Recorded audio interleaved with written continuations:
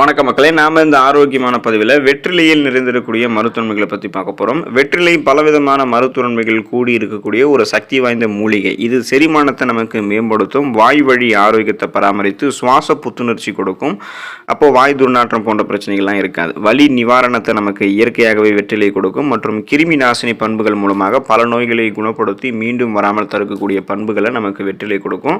So இன்னும் என்னென்ன நோய்களை வெற்றிலை நமக்கு கியூர் பண்ணுது அப்படின்றத பற்றி தெளிவாக விளக்கமாக பார்க்கலாம். அதை பற்றி பார்க்குறதுக்கு முன்னாடி இந்த வீடியோவுக்கு மட்டும் ஒரு லைக் கொடுத்துட்டு இந்த தகவலை உங்களுக்கு தெரிஞ்சவங்களுக்கும் ஷேர் பண்ணிவிடுங்க. ஏன்னா இது அவங்களுக்கும் பயனுள்ளதாக இருக்கக்கூடிய ஒரு ஆரோக்கியமான பதிவு தான்.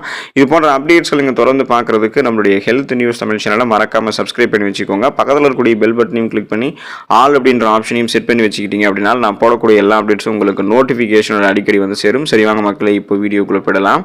பல் ஈறு பிரச்சனையை தீர்ந்து போவதற்கு நம்மளுடைய உணவுகளை வெற்றிலை சேர்த்துக்கலாம். வலிகளில் தாங்கிக் கொள்ள முடியாத அளவுக்கு வலி அப்படின்னா பல்வலி அப்படின்றது அனைவரும் அறிந்த ஒன்று தான். உணவு சாப்பிட்டதுக்கப்புறம் உணவினுடைய சிறிய துணுக்குகள், அந்த சின்ன சின்ன பீஸ் எல்லாம் வந்து பற்களினுடைய இடையில போயிட்டு மாட்டிக்கும். இதனால பற்களினுடைய ஈரானது வீக்கம் அடைந்து வலியை கொடுக்கும். இந்த வலிக்கு நிவாரணமானது வெற்றிலையை நல்லா மென்று சாப்பிட்டுட்டு அதனுடைய சாறுகள் நம்மளுடைய ஈறுகளில் படக்கூடிய அளவுக்கு பற்களினுடைய ஈறுகள் பிரச்சனை வந்து, அதாவது பற்களினுடைய ஈறுகளில் படக்கூடிய அளவுக்கு இருந்துச்சுன்னா பற்களினுடைய ஈறு பிரச்சனை, பல் சொத்தையாவது, பல் கூச்சம், இது மாதிரி பிரச்சனைகள் வந்து நம்ம உடனடியாக விடுதலை பெறலாம், நமக்கு நிவாரணம் கிடைக்கும்.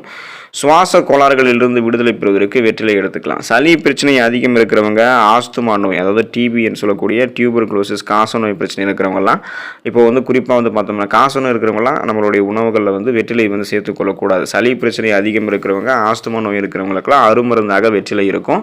சுவாச கோளாறுகளுக்கு முற்றிலுமாக நிவாரணம் கிடைக்கிறதுக்கு வெற்றிலை வந்து தண்ணீரில் வந்து போட்டுடணும். தண்ணீரில் வந்து வெற்றிலை போட்டு அதனுடன் சீரகம், லவங்கப்பட்டை சேர்த்து குடிச்சிட்டு வரும்போது சுவாச கோளாறு பிரச்சனைகள் வந்து நிம்மதியாக இருக்கலாம். அதிகமாக நெஞ்சு சளி இருக்கிறவங்க வெற்றிலையில் சிறிதளவு கடுகு எண்ணெயை வந்து சூடு செஞ்சு நெஞ்சில் வச்சு கட்டும் போது சளி மற்றும் இருமல்லாம் வந்து குறைந்துவிடும். தொற்று நோய் குணமாகுவதற்கு நம்மளுடைய உணவுகளை வந்து வெற்றிலையை வந்து பயன்படுத்தலாம். தொற்று நோயால் அவதிப்படுபவர்கள் வெற்றிலை சாற்றினை குடித்து வரும்போது உடலில் இருக்கக்கூடிய நோய் கிருமிகள் அனைத்துமே நீங்கும். மேலும் புண்கள், அடிப்பட்ட காயத்தின் மீது வெற்றிலையினுடைய அந்த சாறினை போட்டு வரும்போது புண்கள் இருக்கக்கூடிய கிருமிகள், அதன் மூலமாக ஏற்படக்கூடிய வலி, காயத்தினுடைய எரிச்சலாம் நமக்கு குணமாகும். ஸோ குறிப்பாக எந்த விதமான பருவகால தொற்று நோய்கள், அந்த சீசனிக்கு அட்டாக் ஆகக்கூடிய எந்த விதமான நோயும் இல்லாமல் நலமோடு இருக்கிறதுக்கு வெற்றிலை நமக்கு ஹெல்ப் பண்ணும்.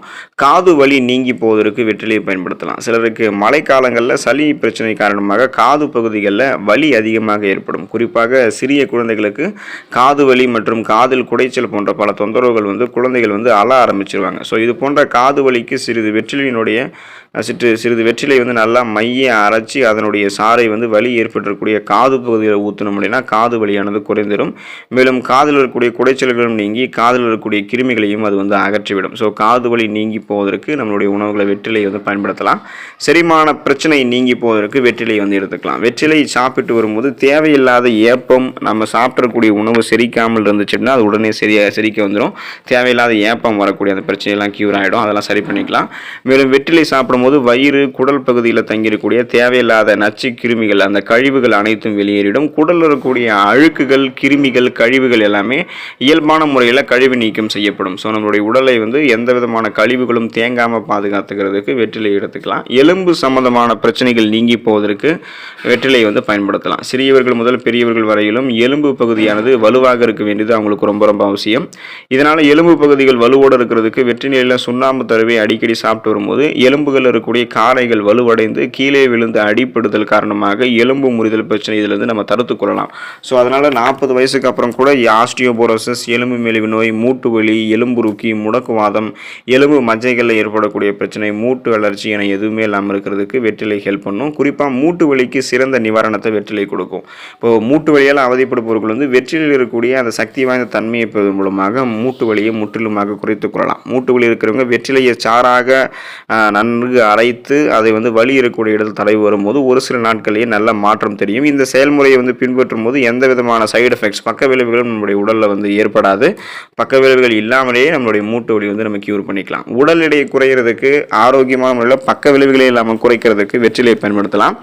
வெற்றிலையில் அதிகமாக நார் சத்து இருக்கிறதால உடலில் இருக்கக்கூடிய மெட்டபாலிசத்தினுடைய அளவை அதை அதிகரித்து உடலில் இருக்கக்கூடிய தேவையில்லாத கொழுப்பை வந்து நமக்கு குறைக்கும். இதனால் தொடர்ந்து வெற்றிலையை சாப்பிட்டு வரும்போது அதிக உடல் எடையானது குறைய தொடங்கும். மேலும் செரிமான பகுதியை சீராக வைத்து வயிற்று பகுதிகளில் தேவையில்லாத உணவு தங்குவதை தடுத்தலாம். இதனால் நம்ம இந்த முறையை ஃபாலோ பண்ண முடியும்னா உடல் நமக்கு பக்க விளைவுகளே இல்லாமல் ஆரோக்கியமான முறையில் மெலிந்து ஆரோக்கியமான முறையில் உடல் எடையை வந்து குறைத்துக் கொள்ளலாம். வாய் துர்நாற்றம் நீங்கி சுவாசம் புத்துணர்ச்சி பெறுவதற்கு வெற்றிலையை வந்து பயன்படுத்தலாம். வெற்றிலையில் அதிகமாக ஆன்டி பாக்டீரியா பண்புகள் இருக்கிறதால இது உடலில் இருக்கக்கூடிய பாக்டீரியாக்களை அழித்து சுவாச புத்துணர்ச்சி பெறுவதற்கு மிகவும் உதவியாக இருக்கு. மேலும் நம்மளுடைய உடலில் இருக்கக்கூடிய pH அளவை சரி பண்ணுறதுக்கு வெற்றிலை ஹெல்ப் பண்ணும். இதனால சுவாச துர்நாற்றத்தையும் நீக்கி நம்மளுடைய உடலுக்கு பாதுகாப்பை கொடுக்கும் வெற்றிலை. அதனால நம்ம சுவாசம் சார்ந்த பிரச்சனையிலிருந்து விடுபட்டுடலாம். தொண்டை வலி குணமாகுவதற்கு வெற்றிலை எடுத்துக்கலாம். வெற்றிலையில் இருக்கக்கூடிய ஆன்டி பாக்டீரியல் அப்படின்னு சொல்லக்கூடிய வேதிப்பொருள் தொண்டை பகுதியில் ஏற்படக்கூடிய புண்களை சரி பண்ணி தொண்டை வலியிலிருந்து நல்ல நிவாரணத்தை கொடுக்கும். தொண்டையில் இருக்கக்கூடிய புண்கள் தொண்டை வலி முற்றிலுமாக குணமாகுவதற்கு வெற்றிலை அரைத்து அதனுடைய சாற்றினை தினமும் நமக்கு எடுத்துட்டு வந்தோம் அப்படின்னா தொண்டை வலி மற்றும் தொண்டை புண்கள் விரைவில் நமக்கு வந்து ஆறிடும். ஸோ இதனால தொண்டை புண்கள் ஏற்படுத்தக்கூடிய அந்த கிருமிகள் அது எல்லாமே நமக்கு அழிக்கப்படும் தொண்டையில். ஸோ அந்த கிருமிகளை எதிர்த்து போராடி தொண்டை வலி தொண்டை புண் எல்லாத்தையுமே நமக்கு வெற்றிலை சாறு கியூர் பண்ணி கொடுக்கும். ஸோ தொடர்ந்து வெற்றிலை வந்து எடுத்துக்கொள்ளுங்க. அளவோடு வயதுக்கு ஏற்ப வந்து சாப்பிடணும். அளவுக்கு அதிகமாக வெற்றிலை வந்து எடுத்துக்கொள்ளக்கூடாது. வெற்றிலை அளவோடு சாப்பிட்டு நலமோடு வாழுங்க. அடுத்த பதிவில் மறக்காமல் சந்திப்போம். நன்றி மக்களே.